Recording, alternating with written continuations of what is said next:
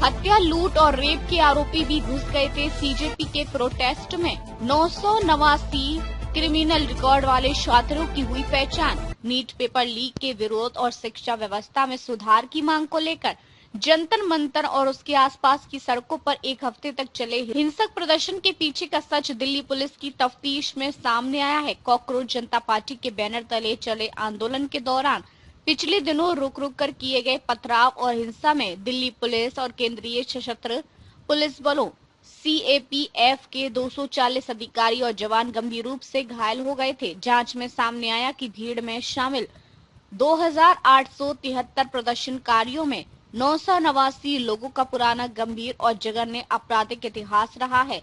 वे केवल छुटपुट अपराध करने वाले लोग नहीं बल्कि इनमें से कई आदतन और हिस्ट्री शीटर अपराधी हैं। उपद्रवियों के पथराव और हिंसा के पैटर्न को देखते हुए पुलिस को आशंका थी कि इस आंदोलन की आड़ में बाहरी अपराधी और असामाजिक तत्व घुस चुके हैं।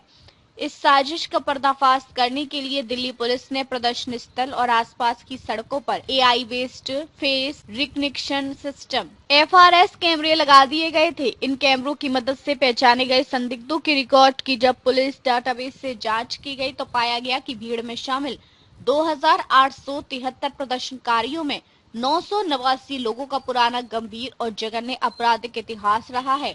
वे केवल छुटपुट अपराध करने वाले लोग नहीं बल्कि इनमें से कई आदतन और हिस्ट्री शीटर अपराधी हैं। दिल्ली पुलिस सूत्रों के अनुसार आंकड़ों से साफ जाहिर होता है कि जंतर मंतर पर हुए हिंसक प्रदर्शनों में सामान्य छात्र या प्रदर्शनकारी ही शामिल नहीं थे बल्कि एक सोची समझी साजिश के तहत आदतन और जघन्य अपराधियों की भीड़ जुटाई गई थी।